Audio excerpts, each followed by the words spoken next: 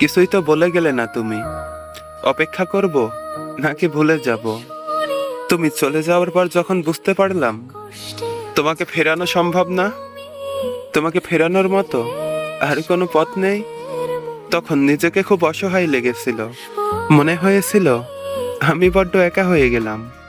তখন নিজেকে খুব ব্যস্ত রাখার চেষ্টা করলাম। ভেবেছিলাম ব্যস্ত থাকলে হয়তো তোমাকে ভুলে থাকা সহজ হবে, কিন্তু কি জানো, আমার সব চেষ্টা বিফল হয়ে গেল। চেয়েছিলাম সবকিছু ভুলে আবার নতুন করে বাঁচতে, কিন্তু দিন শেষে আমি হেরে গেলাম। যখনই মনে পড়ে তোমাকে আর ফিরে পাবো না, তখন বুকের ভেতর হাহাকার করে, মনটা ছটফট করে, গলাটাও শুকিয়ে আসে, অঝরে চোখের পানি ঝরে। কাঁদতে চাই না, তবুও চোখের পানি বাদ মানে না। আজও সে একটা প্রশ্ন আমাকে কনফিউজ করে দেয়। আমি তাকে ভুলে যাব নাকি আজও অপেক্ষা করব? কতগুলো দিন পার হয়ে গেল, কতগুলো মাস পার হয়ে গেল, অথচ মনে হয় কিছুদিন আগেও তুমি আমারই ছিলে।